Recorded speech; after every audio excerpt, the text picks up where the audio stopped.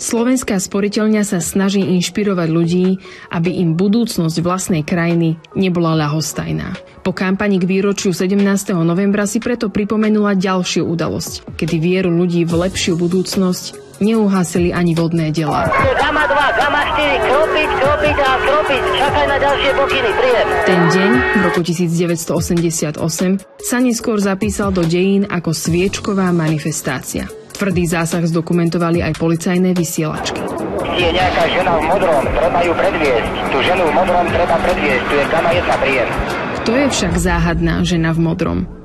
Našli sme ju v malej dedinke pri Trnave a príbeh jej odvahy predstavili v krátkom videu.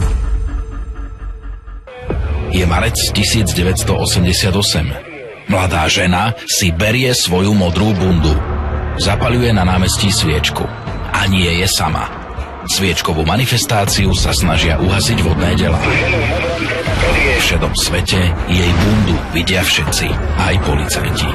Žena v modrom mala zmiznúť.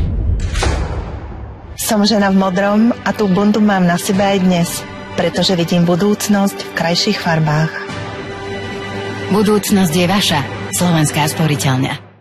Budúcnosť v krajších farbách nevidí len Ľudmila. Vidia ju všetci, čo sa neboja prejaviť svoj názor či vieru. Odvaha? Tá sa nedá kúpiť, ale dá sa v tejto sivej dobe odovzdať. Žiarivá modrá bunda putovala ako odkaz z ruky do ruky influencerov ako Kristýna Tormová, Sandra z Diepy Zinak či Jakub Jablonský. Spolu s výzvou na osobnú odvahu. Dnes to môžem byť ja, alebo aj ty. A podávam ju vám, aby ste ju mohli nosiť aj vy. Hoci Reels a Stories s modrou bundou dosiahli organický reach vyše 211 000, čo si bolo dôležitejšie? Našli sme influencerov s rovnakými hodnotami. Modrá bunda je dôkazom, že odvaha nevybledne, ani keď sa nám svet okolo zdá byť bezfarebný a šedý.